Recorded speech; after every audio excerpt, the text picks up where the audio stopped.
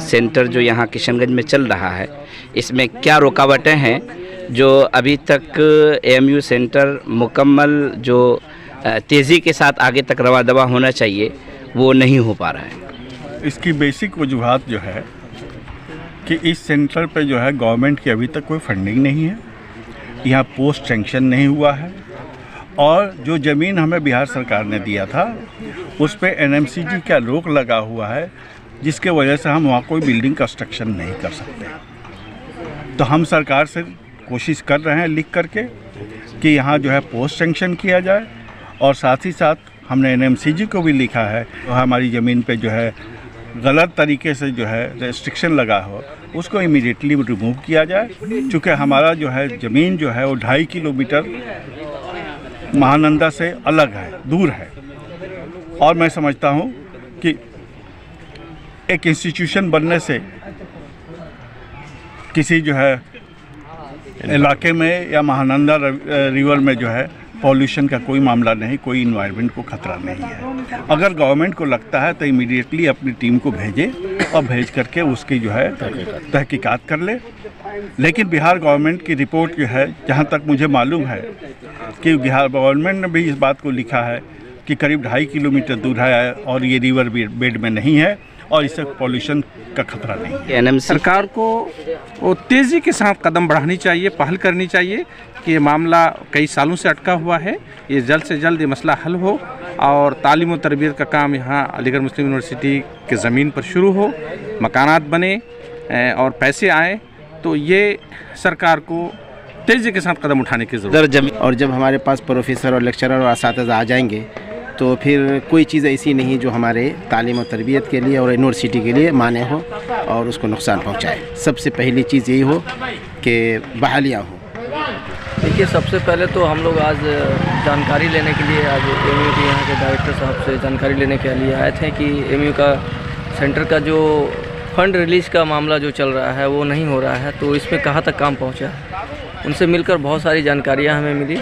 इससे पहले भी तमाम सियासी पार्टियों ने मिलकर इस बात को उठाई है और मुस्तकबिल में भी उठाएगी, यहाँ पर कोई मसला अगर। दूसरा मुद्दा जो है पोस्ट सेंक्शन का है, इसमें क्या कहना चाहिए? इस सिलसिले में भी यूजीसी से बात करना पड़ेगा, सियासी अफराद दबाव डाल सकते हैं। जी, सबसे पहले हम लोगों को जिस चीज़ पे बात करना है वो एनएमसीजी का मामला है। जब तक एनएमसीजी क्लियर करता ही नहीं, आपके पास करोड़ों का फंड हो जाए, आप बिल्डिंग बना नहीं सकते हैं। और जब आपके पास पोस्ट नहीं होगा तो आप भाई हमारा भी फोटो ले लीजिए, तो आप बच्चों को पढ़ा नहीं सकते हैं, तो फिर ये सारी चीज़ें बेकार चली जाएगी। अब आप हम लोग एएमयू सेंटर किशनगंज के गेट पर खड़े हैं। आज हमारी यहाँ मीटिंग हुई और पूरी एक टीम आई थी, मुख्तलिफ़ तंजीमों से लोग थे, मुख्तलिफ़ पार्टियों से लोग थे। हमारे साथ ज़िला पार्षद फैज़ाद अहमद साहब भी हैं, जो क्षेत्र संख्या 11 से ज़िला पार्षद हैं। यहाँ की मीटिंग के बाद मालूम हुआ कि एएमयू सेंटर किशनगंज के लिए जो रुकावटें हैं, 3 तरह की दिक्कतें हैं। एक तो ये कि जो ज़मीन बिहार सरकार ने दी थी सेंटर के लिए, एनएमसीजी ने जो उस पर रुकावट डाल रखी है वो खामखा की रुकावट है, और बिहार सरकार ने लिखकर दे भी दिया है, जैसा कि पता चला यहाँ पर कि रिवर पॉइंट से 2.5 किलोमीटर दूरी पर कंस्ट्रक्शन का काम हम लोग करना चाहते हैं जहाँ सेंटर की ज़मीन है, तो इस पर तो कोई रुकावट की बात होनी ही नहीं चाहिए। दूसरा जो मसला है, दूसरी जो दिक्कत है वो यहाँ के फ़ंड रिलीज़ की दिक्कत है।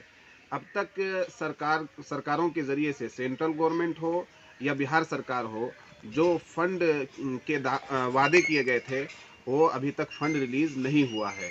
तीसरा जो बड़ा मुद्दा है और तीसरी दिक्कत जो है जिसके लिए ये सेंटर तरक्की नहीं कर पा रहा है वो है पोस्ट सेक्शन का। अभी तक यहाँ जितने भी टीचर्स हैं और जो पढ़ाने वाले हैं उनके लिए पोस्ट सेंक्शन किए जाएं, और जिस तरह से मुर्शिदाबाद में सेंटर में पोस्ट सेक्शन हुए, यहाँ भी होना चाहिए। ये 3 दिक्कतें अगर दूर होंगी तो एएमयू सेंटर किशनगंज बहुत शान बान के साथ तरक्की की तरफ गामजन रहेगा। और अगर इस तरह से नहीं होता है तो हम ये समझेंगे कि ये जो मुस्लिम अक़लियती इलाका किशनगंज है, जहाँ तालीमी पसमानदगी है, तरक्याती पसमानदगी है, दूसरे एतबार से पिछड़ापन है, इसके साथ बिहार सरकार और सेंटर गवर्नमेंट दोहरा रवैया इख्तियार कर रही है।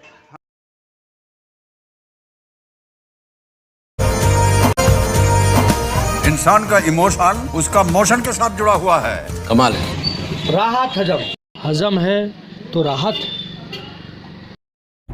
सदाए हक न्यूज़, हक व सदाकत की बेबाक आवाज़।